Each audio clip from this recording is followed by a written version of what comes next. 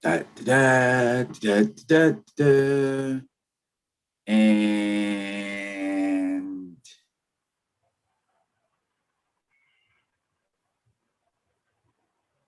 there.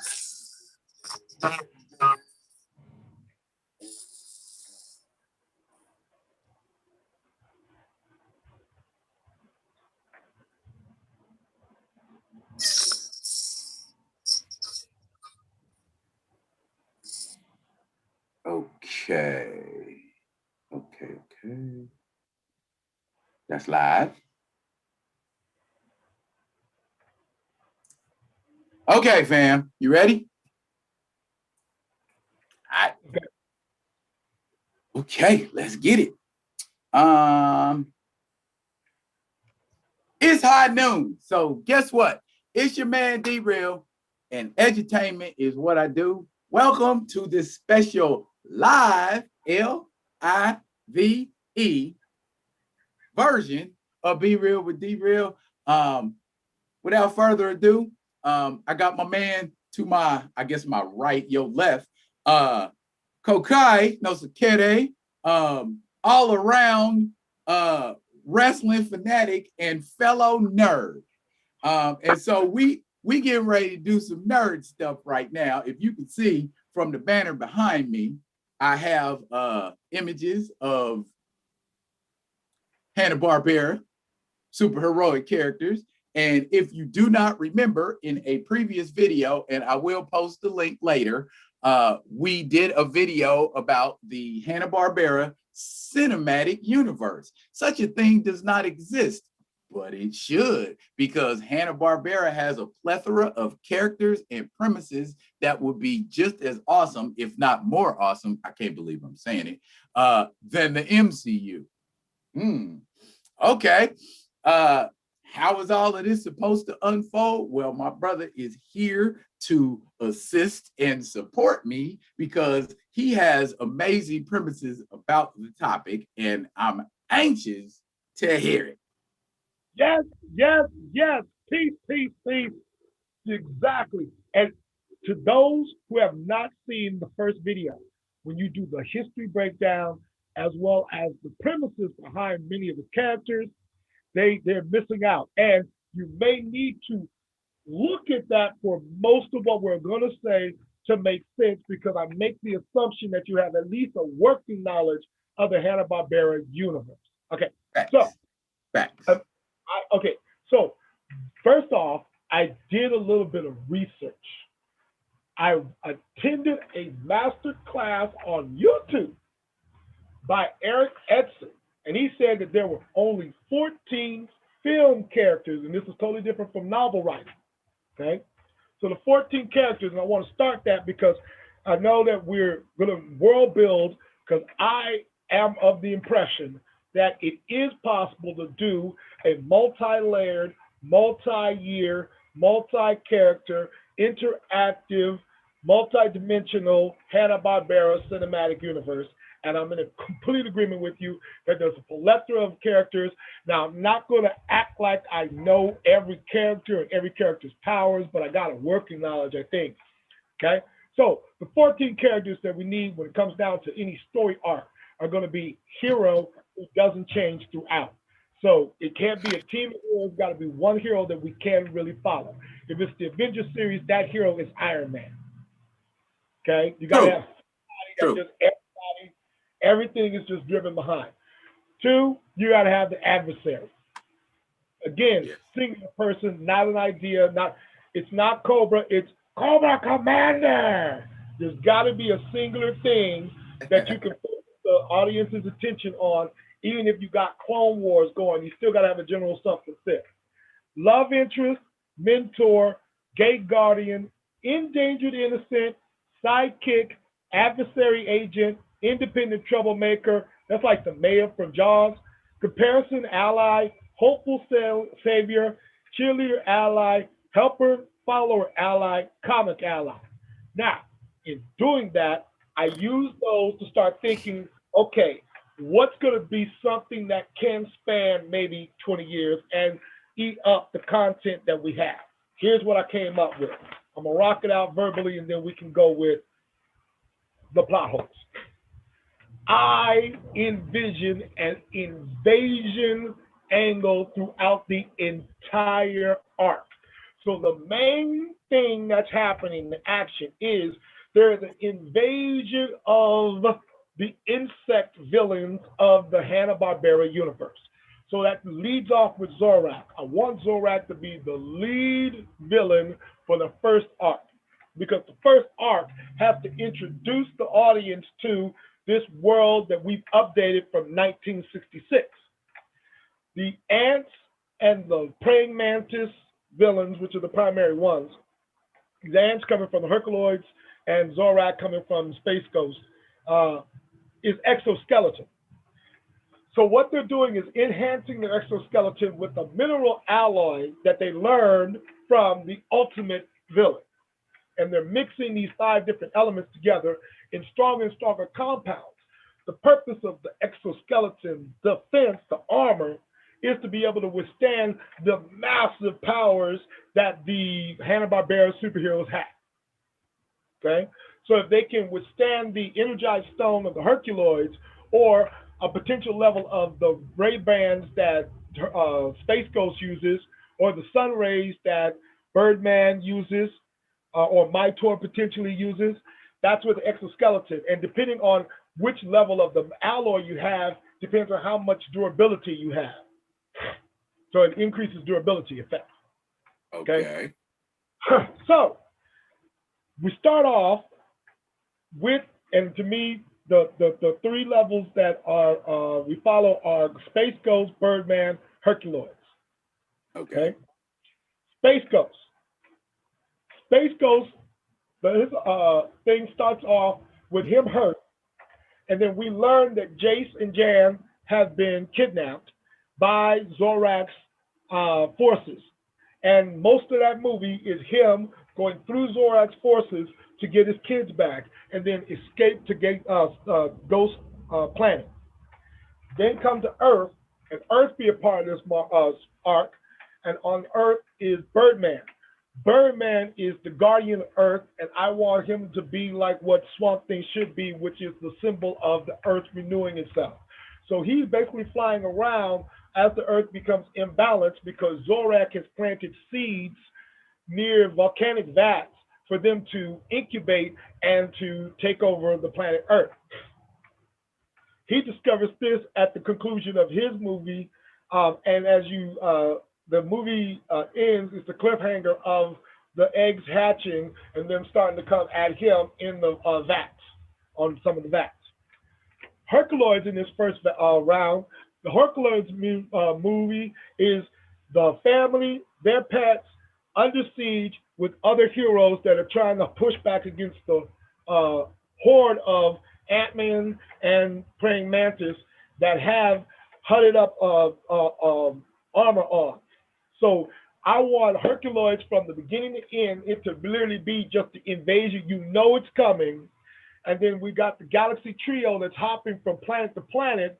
That's a part of this stream of them coming, because they're basing out of each planet and growing out of those seeds. And you see them coming out of the seeds because they've been planted, and you just don't know how many planets have been seeded. Okay? But you learn about the Hanna-Barbera world through this first arc. Okay? I call it Hungry Hungry. Second arc is when we find out that Zorak is not the ultimate bad guy. They get rid of Zorak. I get rid of, and then, you know, because you got so many characters, you end up having to kill some of them off. But in the second round, Space Ghost is on Ghost Planet, and he's got to deal with the Zorak invasion coming onto Ghost Planet. So he's organizing Ghost Planet to deal with the invasion that's coming, because they can see it coming. And then halfway through the movie, the invasion hits. They go through that. Jace, Jan, and a couple of other heroes are escaping, and Zorak kills them. It ends with the cliffhanger of Space Ghost potentially going insane, because as he finds this out, it's the grief-stricken father. On the Birdman arc, he's able to, the seeds have opened up, That's what happened at the end of his movie. At the beginning, he's fighting them off, and he starts organizing Earth animals to fight back. They end up doing that, and then he learns about the negative universe. Okay, and some of the contact that he has with the negative universe. And Birdman's key is that Birdman, being a planetary-based character, has tapped into like the positive force that is the universe on this end. You know a little bit of the arc that I'm going with. Okay, Herculoids. Again, you learn about the Hanna Barbera governmental organization, the Galaxy Patrol, and their influence on everything.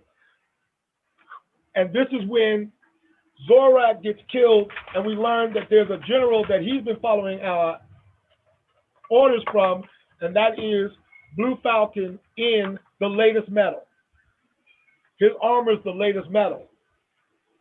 Okay?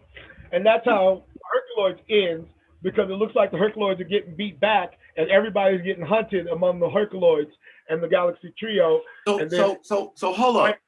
So Blue Falcon is the bad guy? Yes, he's going to be one. I got another bad guy. I wanted to do it in threes because plot twist.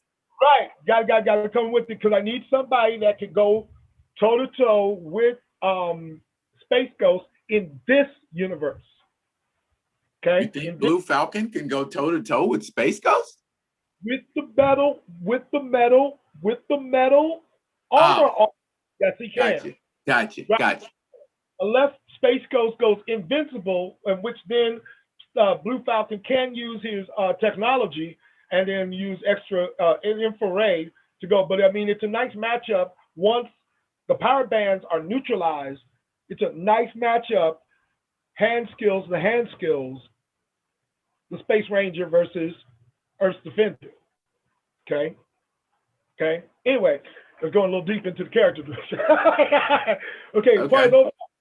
Here's the last three and how I want to think of ending it. Okay. We start off with Space Ghost again, lead character. He's a distraught father, and now he's searching for Blue Falcon throughout the universe, and he's figuring out the mystery of where Blue Falcon is so that he can just do Blue Falcon in. All right. They do fight, and in their fighting, Spectre emerges because there's enough energy for Spectre to come over. He doesn't stay because of the energy drain, and he ends up going back. Elsewhere, like in Birdman feels that energy drain. Okay? Got it. Right. And that's when we start learning that Birdman is a key. And then they have to overcome how to get Birdman to Ghost Mountain to potentially fight Space Ghost. And that's his movie, to fight with Space Ghost. And then the Herculoids, it becomes rescue Space Ghost. They run, rescue Space Ghost. Space Ghost ends up fighting Spectre. And we have whatever becomes the tension between the positive universe and the negative universe and how we actually pull that, because I don't have a mechanism for that part yet. That's some of the little work that I thought that you and I would end up doing. That dynamic gets resolved, but that in that format, because the Herculoids get transported to Ghost Planet where everything gets resolved. So what I don't have is the culture and technology on Ghost Planet, because there, as far as I know, isn't any backstory for Ghost Planet. So all that gets built. Go. There is a backstory per se. In the, I think it was 2004, 2005, DC Comics did a 5 or 6 issue Space Ghost miniseries. And in that Space Ghost miniseries, the premise of Space Ghost is that initially Space Ghost was a galactic cop, as you know, the premise you're laying out here, but the cops that Space Ghost worked with were corrupt. And they wanted Space Ghost's character, actually Space Ghost has a name. Space Ghost's name is Thaddeus. Thaddeus Bach is Space Ghost's given name.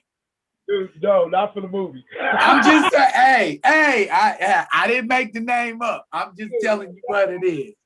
And initially, Space Ghost's wife is killed, and he's left for dead.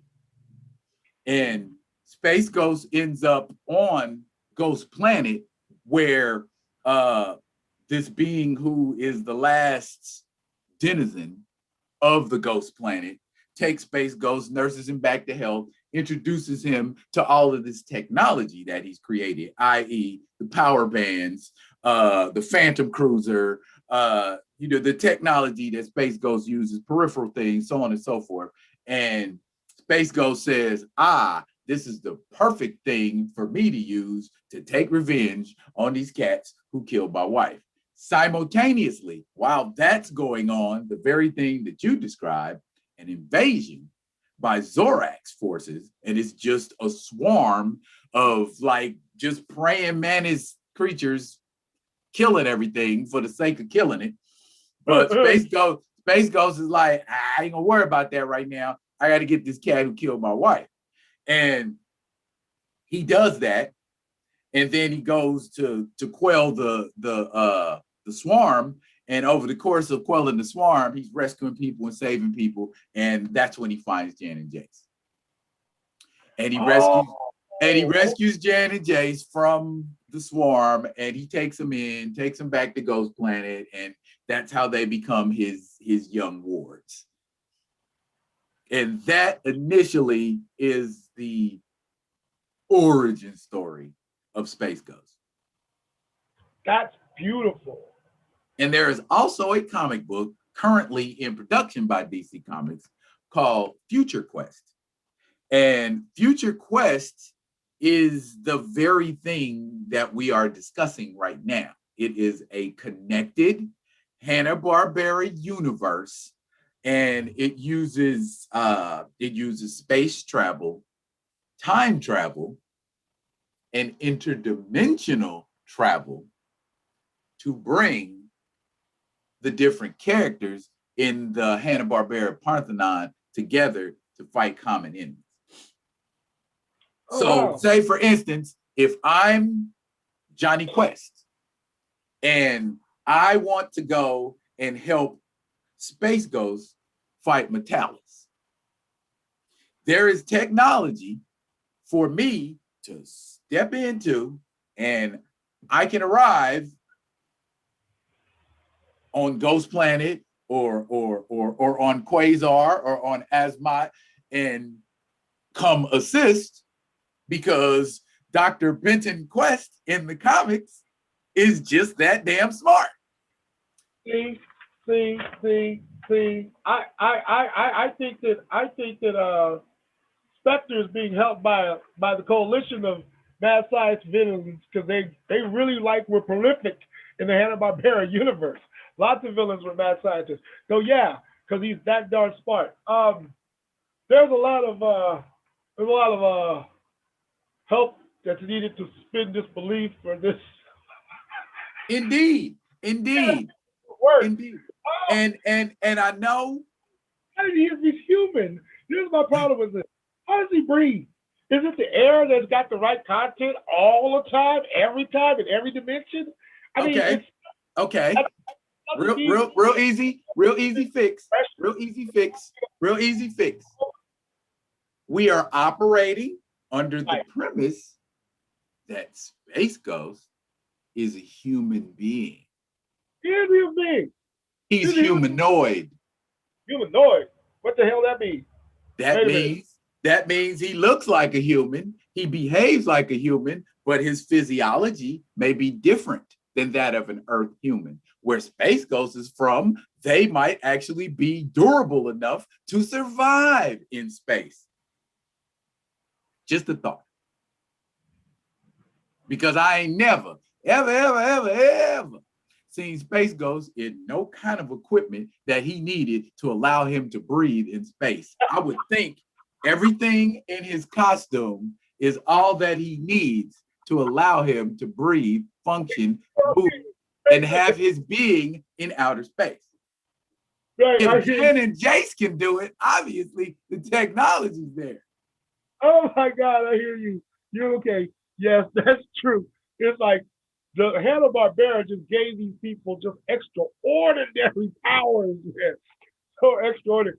So yes, Well, you have to understand in 1965, 66, there belief was of a lot of things was just suspended. Okay, correct. I'm going to assume that it's possible for this dog to talk. I'm going to assume that it's possible for this ant to be super strong and pick up a safe. You know, so you have to look back then. You looked at cartoons, and when you saw extraordinary, crazy stuff like that, it was just, oh, it's the cartoon. That's what's happening. Adam Ant is picking up a tree, and I'm not questioning it because even though I know that's impossible, and I don't have no backstory on Adam Ant, you know what I'm saying? So I just have to accept that this ant can pick up a tree. You know, and see, we in the 90s, in the Right. 90s and the 2000s and the 2010s, we've become this generation of you got to break it down. You got to explain it to me. It's got to have a beginning, middle, and an end. Back in the 60s, 70s, 80s, they didn't care about that kind of stuff. They just made cartoons. I still, to this very day, and I know it's off topic, to this very day, I love SWAT Cats. I love that show. It's you if you've never watched SWAT Cats. Basically, the premise, here you go. The premise of it, the entire universe is cats. Okay. Anthropomorphic cats. Did they go to the zoo? And you know what? I would love to see, you know, there is an episode where the villain mutated something in the zoo and it busted out of the zoo and the SWAT cats had to go. Yeah. So 100% suspension of belief. You've just got to suspend your belief at some points. We don't believe in fairy tales no more because reality has been too harsh to us. That's horrible, man. Okay. To bring it back, I'm thinking that the driving force of the invasion thing is the swapping of the negative or the ultimate bad guy being Spectre, negative energy, and the positive energy of this current universe. So in the movie, I mean, in the cartoon, because I went back and looked at that episode, uh, Spectre on the negative universe side is a very good ultimate villain in that nobody else in the negative side knows what he knows, which is that he can pull stuff from the positive side, and it happens through black holes. So they can, as long as there's an even exchange, boom, you can go over. The thing is that you still remain your same person, your same personality with the same backstory.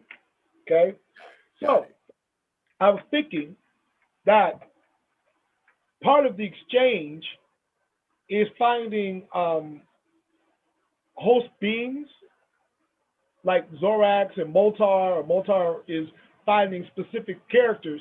So that's how some characters die, is that their doppelganger gets crossed over to the negative side.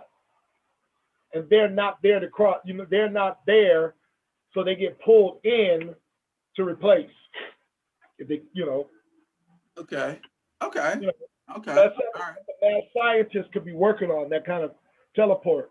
So it's easier if you do it near a black hole, and that can be part of the environments that certain people can work well in and others cannot, like Meteor Man or Gravity Girl could work better near a black hole than any other character, like Kid Comet or Vapor Man.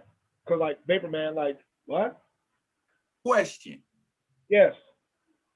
Now, and I'm thinking of position wise, chronologically. Um, in the BC era, we've got Dino Boy and Ugg, which aren't much to speak of in terms of defending someone. But we've also got Mytor. True. And Captain Caveman.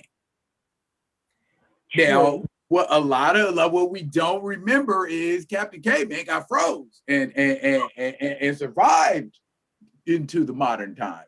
He was supposedly touted as the greatest superhero of his era. Debatable, but at the same time, you've got a force right there in the BC era. And so I'm thinking with Space Spectre, maybe what he's trying to do is get control of these, for lack of a better term, I would just call them wormholes, that allow him to either exchange himself or exchange another being through that portal so that they can get through. And maybe there's no time space constant for it, and so it fluctuates. So when he opens a hole, maybe he opens a hole in the BC era, and then he has to deal with that era's heroes, or he opens a hole in modern day Earth, and he has to deal with Earth-based heroes, or he opens a hole on Quasar, or he opens a hole, wherever, And then always, I don't know a lot of people if they remember. I'm sure you remember, Uglor. Uglor was the villain in the remake of the Space Stars. He was the primary villain. He was basically, and I can't believe I'm getting ready to say this, he was a flying monkey, for lack of a better term. He was a winged ape. And he was like kind of like a sort of like a Doctor Doom type of level villain, where he had cronies and he was kind of a mastermind. But if you rolled up on him, he didn't have a problem putting hands on you himself. And his primary enemies were the Team Force. Team Force? Yeah. Kid Comet, Molecular Lad, and Galaxy Girl. Gotcha. Yeah, and then they had those two little things that didn't speak English. So again, maybe the dimensional premise thing is a good way also that all of these heroes learn to tie those holes together and use them so that they can get together. Well, I am liking the portal idea. I don't know if I want to do full Doctor Who where you don't know, there's no map through these portals. I like the idea of the clean portal exchange. Like if you find an Earth portal or our universal portal from your universe, then it's Okay. clean exchange. And then when it comes down to the timeline, it seems to me that the fixation of time to time, because I see the Mytor or Captain Caveman early part, like you were making reference to, as additional profit streams for the franchises, so that they stay, and then they become that kind of, because then you can do a which Marvel should do, is the Turok in the Savage Land, Mytor doing that kind of riff where the okay. So like a Pangea, like a Savage Land.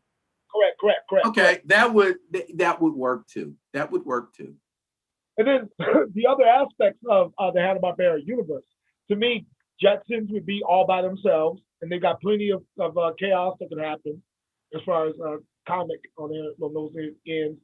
I would do a Johnny Quest by itself because it's just so iconic, and it was the flagship. That's what you were saying. I mean, it was the very first cartoon that they did. First action-based cartoon. Action-based cartoon that they did. When it comes down to the children programming, I would play it by ear with some of the testing, because with CGI, that's where I would want to use the Hanna-Barbera. Whereas we're talking like, used for like Huckleberry Hound and the rest of them. But for the live action, I would want to stick with the superheroes, just because I think right now there's lots of work that the young actors can adopt. I'm very inspired by what I saw with Jupiter's Legacy and the nuance of the angst within the young heroes at the idea of being heroes. Because, like, up to this point, it's been a given that if you had superpowers, why would you not want to use superpowers? Whereas they're like, yo, I don't know if I even want to be on code. Do I want to be seen? Do I want to be known in this format? And I kind of like uh, the creativity and the inspiration behind that to crack open what is potential in playing with the HBCU, because a distraught father who's doing wrong in the name of good, to me, would be like the arc that I would put Space Ghost on. Birdman, to me, is on another like origin story where he's learning the full extent of his powers, and that it isn't just the yellow sun that animates him. Avatar of Horus or even Ra. True, because he gets his powers from Amun Ra, supposedly. So now, on that front, that would open up whatever could parallel throughout the other galaxies on on the planets for them to have their heroes. So, like for the Herculoids planet, like Zorda, Xandor, Tara, and what's the boy's name? Dorno. Dorno are the avatars for that planet. We start doing a little bit of that with the philosophy of the HBCU. So the powers, I don't know, the powers of the heroes could range. I would love to give Space Ghost recharging powers. I mean, capacity on the Phantom Cruiser. Of course, he's constantly recharging his, and after 3-4 days, they lessen in power or stuff to give him some kind of weakness, because we have to create some kind of weaknesses for. Because I remember Space Ghost being able to just do basically whatever he wanted to, and that's why the episodes are only 7 minutes. He was well, that too, and it's always seemed like more often than not, most of the villains' plots revolved around separating Space Ghost from his power bands, and then there were many of his foes that managed to do this, but for some reason, if it wasn't Jan, if it wasn't Jace, if it wasn't Blip, or just some strange happenstance where it's like, oh, my power band's over here now. Oh, you in trouble now, So I guess my thought process about that would be, Space Ghost should have some sort of inherent weakness other than just him being separated from his power bands, because my thought process was, if everybody's always trying to take these damn things from me, why don't I just do something like, a la Batman? Anytime my stuff gets touched, you get an electric shock, or you get some gas in your face, or something like that. If that's the only premise that you have to stop me is to take my stuff, well, then I'm going to booby trap it. Come take it if you want to. So, let's see, that's me being the type of person I am. That is true. So I guess a weakness, an inherent weakness. I look at him sort of in a way almost like Green Lantern.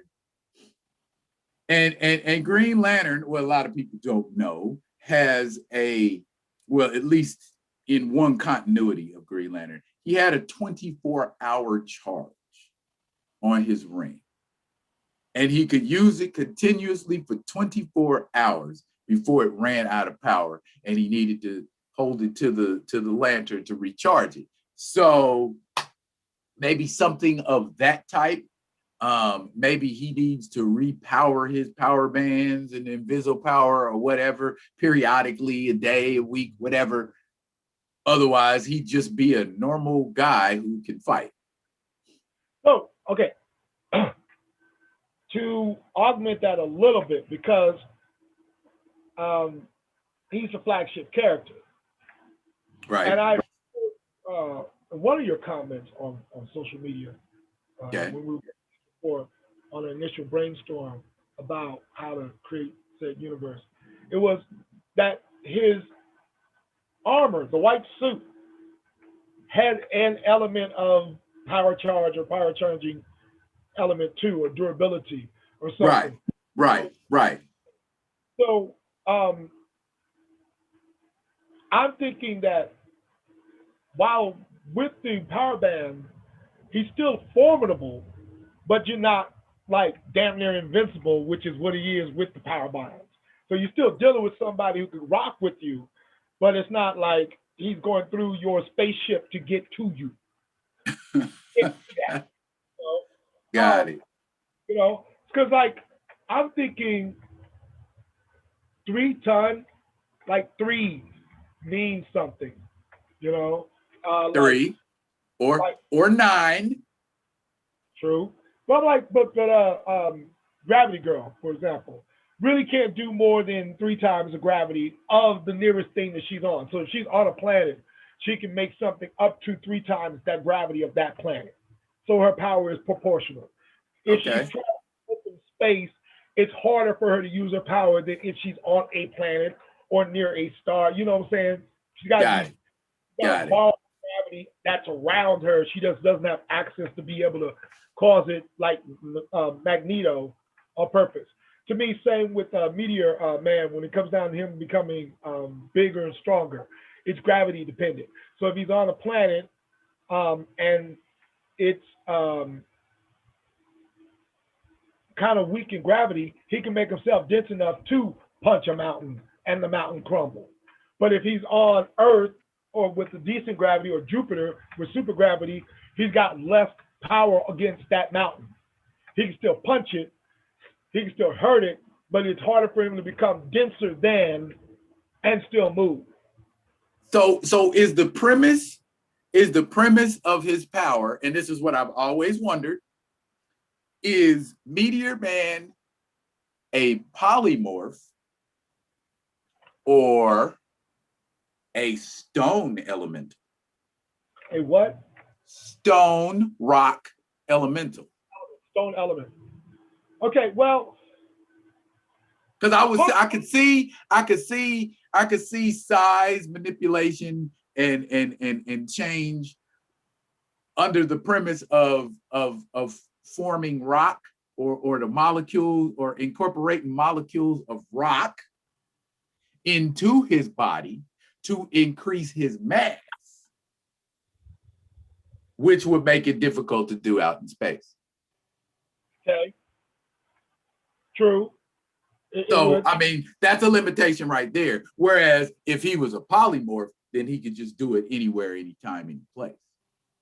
Yeah, but then density, because I always thought it was hard for me to believe that, okay? Because they try and do it with Plastic Man or Elongated Man or any or Fantastic, Mr. Fantastic. When it comes down to elasticity, when it comes down to the polymorph that you were talking about, the issue of measuring elasticity and then durability while extended. Okay, and that creates to me some serious suspended disbelief on that front. It becomes harder and harder. Okay, so I would want to lean toward it being density based, which is what you were saying in the second one, where yes, open space when there's nothing to, then there's nothing to be dense around. There's nothing to work with. Yeah. So adding to his density versus stretching. Right, but he gets bigger. He can get bigger by adding to it. So adding to your density is different than stretching the current mass that you had. So adding density, I think, is better, because stretching would mean you would also have to have durability control.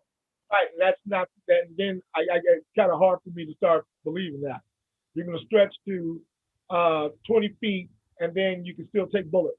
No, no, I can take you being able to take the bullet by getting super strong in one thing, and then the bullet can bounce off, but not while you're stretched out. It just doesn't. You're seem to not work. durable enough to where that bullet can't penetrate. It just goes deep and boing, ricochets back out. No. Well, that's that, and that's why we're going with density control. Right, yeah, because that's just that now. That just I mean, and then it also to me opens up storylines because now with flawed characters or characters that have weaknesses, then the villain has something that they can attack. You know, other than just overwhelming the villain, I mean the hero over and over and over again because we got invasions of people for them to burn through. You know. Okay, two things I want to hit on before we move on. Okay, first, origin stories. Okay, we don't, and this is what I've discovered watching current superhero iterations and movies and things of that nature. You don't have to take an entire movie and tell a character's origin. The best way that I've seen to do that is we already have this character established. We know who this character is. Tell that origin story as we go along. Over.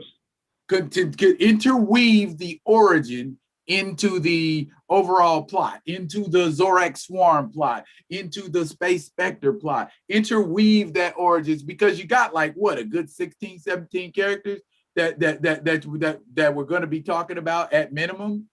Yes. Yeah, we're gonna have to tell that origin on the fly. You know what I'm saying? Because if we're talking about the parameters, the limitations, what characters can and can't do, how far can Gloop and Gleep stretch? Do we know that? Nah, we don't. How did Xandor, Tara, and Dorno get on that planet, and how did they end up befriending all of these dangerous animals, Robinson Crusoe style, to the point where these animals are willing to put their life on the line for these people? What is the origin story behind that? How did the Blue Falcon become the Blue Falcon? How did Birdman become Birdman? Well, it just in the 60s and 70s, it was just like, here's this superhero. I'm not gonna tell you where that superhero came from, but here he is. He's a superhero. Enjoy. So it's like, help me out here, because we're in the 21st century now, and folks need explanations. And how is Birdman able to make a shield? I know. I'm in agreement with you. So to me, we learn Birdman's origin story in the third arc as we use him in order to resolve the issue of Spectre coming over, because he becomes the thing that can stop the negative coming in, because he's pure positive. The champion of light. Right. So it's the element of there's going to be one character that can touch life on each side, and so we'll turn from there to the Birdman equivalent in the negative side. Right. To learn. So to me, the overall moral or theme of the 9 movies in the Hanna Barbera thing is balance. Life is balance. That balance is the whole value and arc of life. Okay. Right. With Space Ghost, I would want to do the origin story in the second movie when we're on Ghost Planet, because the exploration of Ghost Planet becomes solving that mystery, and then a lot of the origin of the other characters get taught of, because Ghost Planet is one of the central planets of the Galaxy Patrol. The Galaxy Patrol is a mystery, like again with all the origin stories that gets created, because I wanted to treat it like sort of like the Guardians in the DC universe, or the what is it in Star Wars, where you have the council, the global council. So a place where governance happens, and people aren't allowed to go super crazy. Like you can't go to another planet just to mine that planet and enslave that planet. That gets checked. Everybody has planetary sovereignty, or they try and maintain planetary sovereignty. Hence the invasion angle of them alerting the rest of the patrol. So the cast off characters that are just danglers, we can just put in the planetary patrol. Like I want the Herculoids to be like the guardians of that particular planet, but we never knew that, and that there are other civilizations there, but most of them are underground because the guardian is above ground, or something that has to justify why we only see them cats. We don't really see any other humans, you know? And why are they choosing to live there unless there's purpose behind it? And then that gives us a chance to give a different world on each planet and do the world building that goes into the Hanna Barbera. But you know, I don't have definites because we do have some background from what you just got through saying and giving me from Space Coast that I didn't know anything about. But I mean, I think this would be like super fun, especially when it comes down to updating the costumes to the 21st century, so that they can stick with the what we remember with the nostalgia. But like you said in another post, Bleep Bleep, who is the pet monkey, should be like a small gorilla, like a little more formidable. Yeah, I mean, yeah, me, I as much as the thought of running around with a monkey who can turn invisible I would much rather have a monkey that was an ape and it could get bigger and hit somebody. Okay, so it may be that because we got that for Jan, for Jan, his form is the small monkey to play with. And again, we are operating under the premise that Blip is an Earth monkey. Okay. Oh, okay. True. All right. Okay. You who maybe where Blip comes from, true. Blip can turn into a silverback gorilla if he needs to. You know? So yeah, let's again gotta suspend belief. Gotta suspend belief a little bit, just a little. Most planet, if we believe that this man can turn invisible and people can't see him in open space, okay. And invisibility, quote unquote, is nothing but the bending of light. True. That's all it is. Okay. So if I got the ability to bend light, I can make a lot of things invisible. There you go. Technology, which again becomes an element that we haven't. Okay, so hold on. Forgive me before I go back.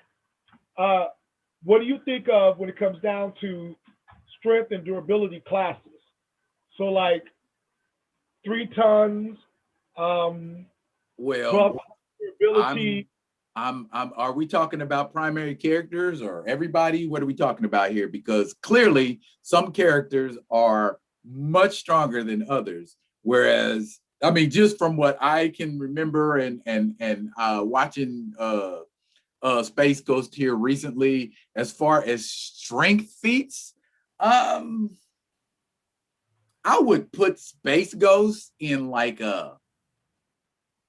somewhere in the 5 to 10 ton range, based on what I've seen him do physically without power bands.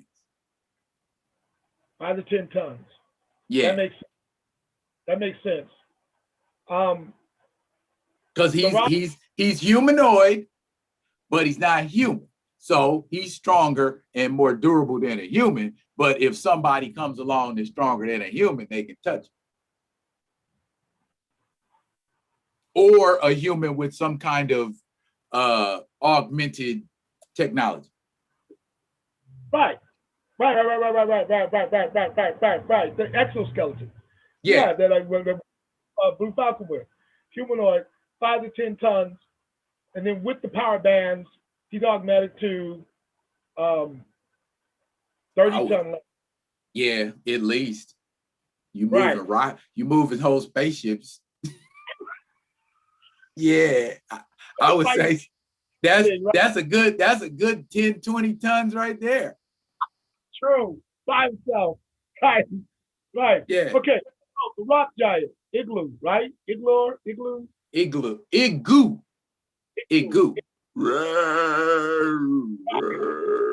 Yeah. I would say something like he's got to be at least in like the 20 to 50 ton range.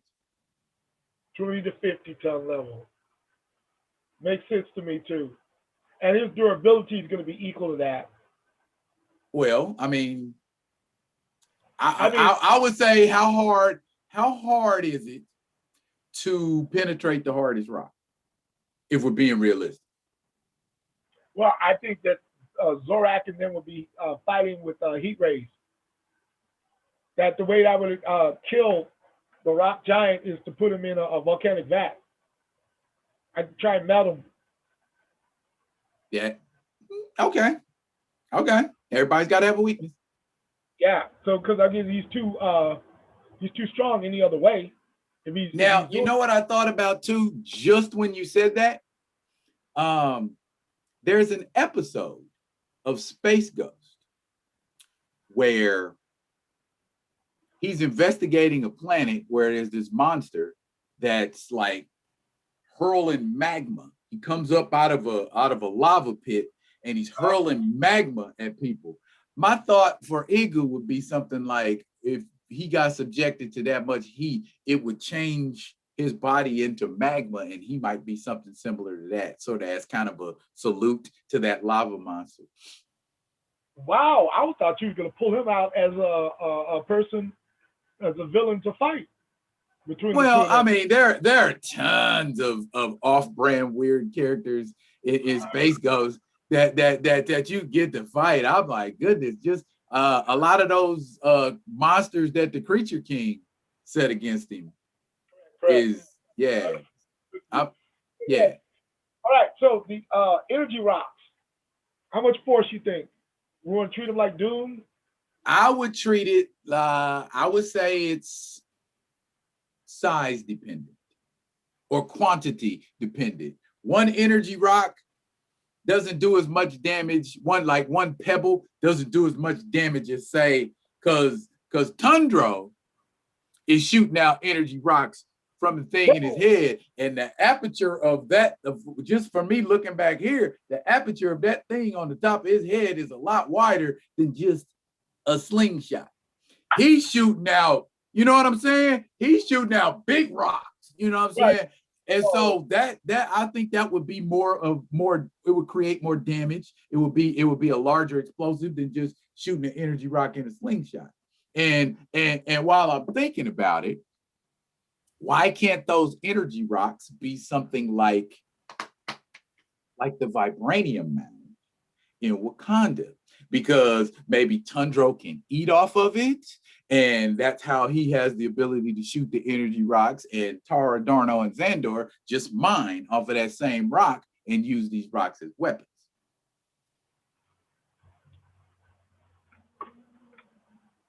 Mine the rocks. Because I always wondered, that was always the question I would ask. Where do those rocks come from?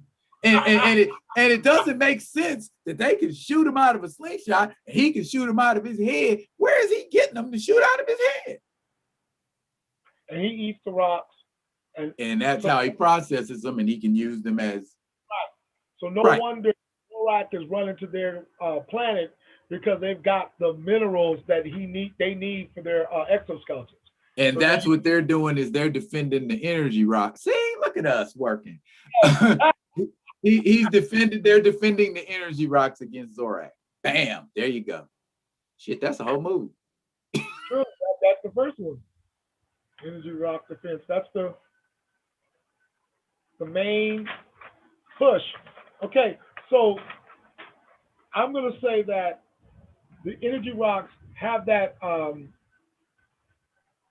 benefit, And they activate whatever, or activate and power whatever Zorak needs activated and powered.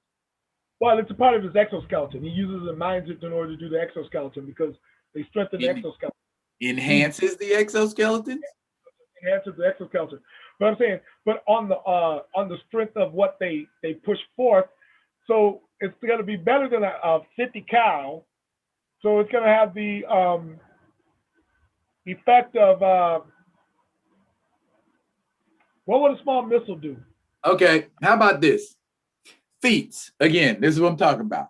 I've watched Xandor. I've watched Dorno. I've watched Tara with just a rock in a slingshot and fire it into a crowd and clear that mug out. So I would say that one rock equivalent to a stick of TNT.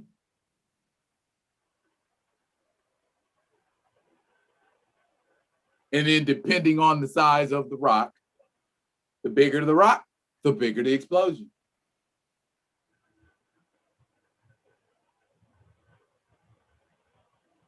Okay, and then we put an atomic level to it or element to it.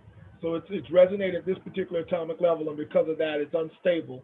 And when it has contact, it blows up with the effect of the nitrogen glycerin that you just said. That's the equivalent of dynamite. So it's equivalent of like 5 sticks of dynamite with the slingshot. And when it's coming out of what's his name again, my man, the Rhino. What's his name again? Tundro. When he comes out of Tundro's head, then it's like up to a hydrogen bomb when he gets mad. Okay, here's my question, real quick. And if it's radioactive, how does it affect Xandor, Tara, and Dorno?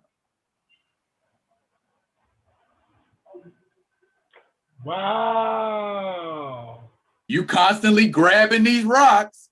You constantly shooting these rocks. You constantly touching these rocks. You got a pouch on your side and you carrying these rocks around. If they're radioactive, what is the effect of that radiation on humans or humanoids?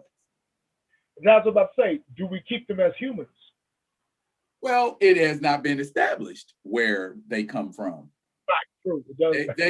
They could very well be humanoid too. True.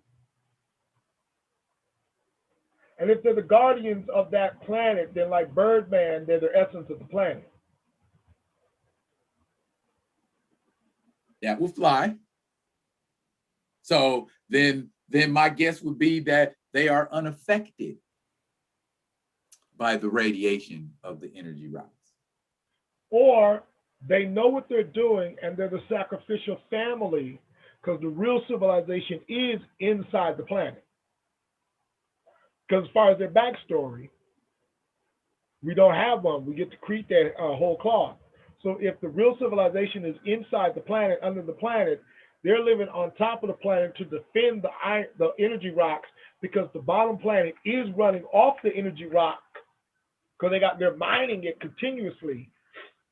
Okay, but Xandor and his people are not the only race of people on that planet. Who else is on this damn planet? Man, you better go back and watch an episode of the Herculoid. How many times has Xandor been taking this guy back to his village or rescuing that guy and taking him back to where he needs to go, or escaping from the Spider-Man or escaping from these people? So yeah, Quasar / Amzot is not a desert planet. Got you. Okay. It is teeming with life. Got you. Okay, so those are the people he's going to be calling on to help him defend against Zorak's invasion, I guess. Yes. Form all of those different races of people into an army. And Xandor and his pets are just the vanguard of that force. Got you. That's beautiful. That works. No, that works. That's way more. It makes more sense because what? 1, 2, 3, 4, 5, 6, 8 mugs ain't gonna defend the whole planet against an army. True. Dope as they are. True. And I've seen them be overwhelmed by ants at certain points. So Very much so. True. True. So, all right, so here's what we got. Okay, we got a Space Ghost arc. yeah. We've got a Herculoids arc. Yes. And a Birdman arc. And we know who the antagonists are. Yes. Primary antagonists anyway, because there's tons of side antagonists to get out of all of these little skirmishes here and there. So, okay. I know a guy who is an artist, and I am going to entreat him to come up with some storyboards for me. Woo! Based on this conversation, and see what kind of look he can give me. That's what's up. And if I'm liking what's going down, then I might just write a screenplay. That is what's up. That is what's up. Yeah. So yeah, I've written a couple before. They haven't seen the light of day, but they have been written, and I think maybe now I was put here for just this purpose. I would want to help out when it comes down to that. I'm down to plot all this out.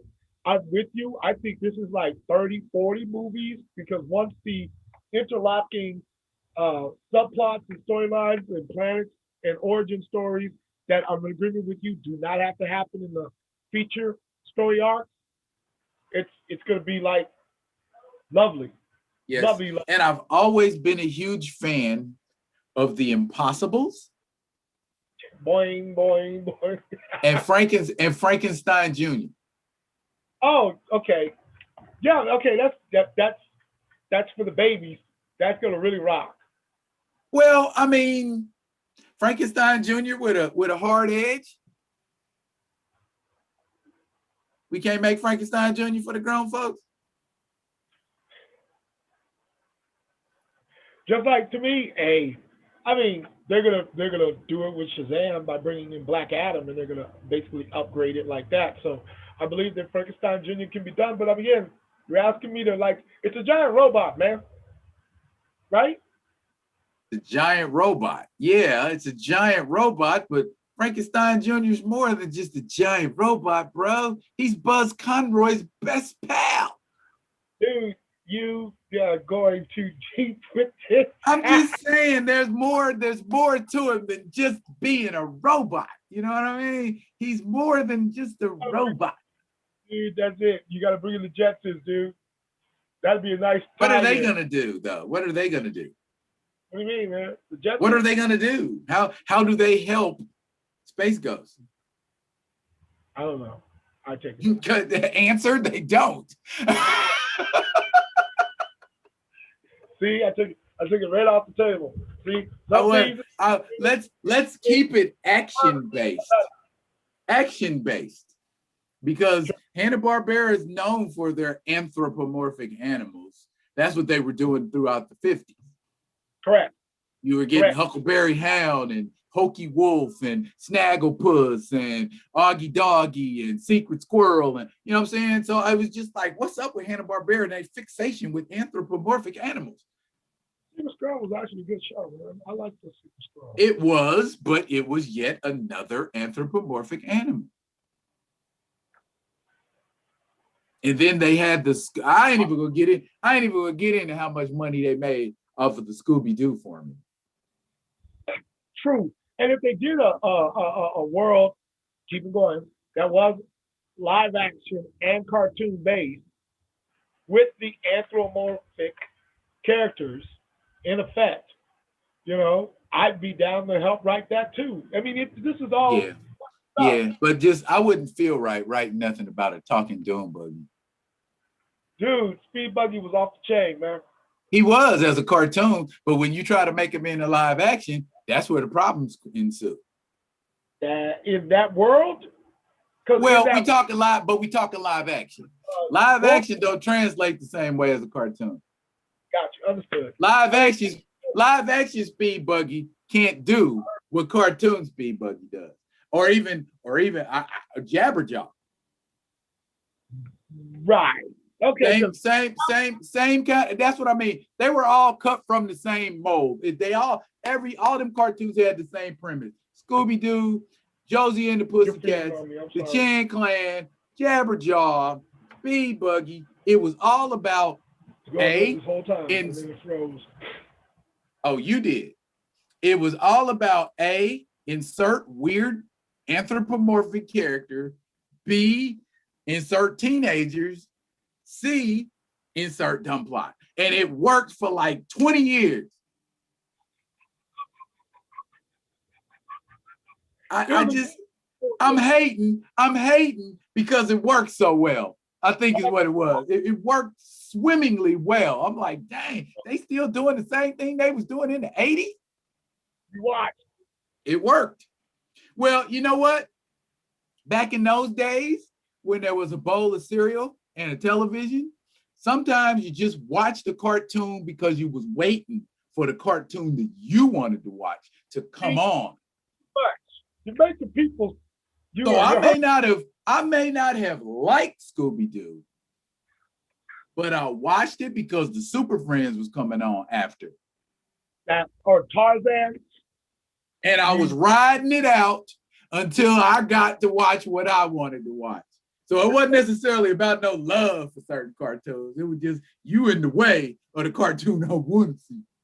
And we didn't have DVR back then. I couldn't just go to it and start watching it. We had 3 channels. You know what I'm saying? But that's all I had to watch. So it wasn't like I was wanting to watch the Chan Clan. You know what I'm saying? It was just on till something else came on. Too much truth. Too much truth.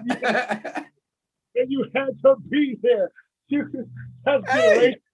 I might be speaking in some terms that some of my followers do not understand, but there is a demographic within my people that is like, speak, D-Real, speak on it, speak. And because they understand. You was there, you had that bowl of Captain Crunch, you was with me.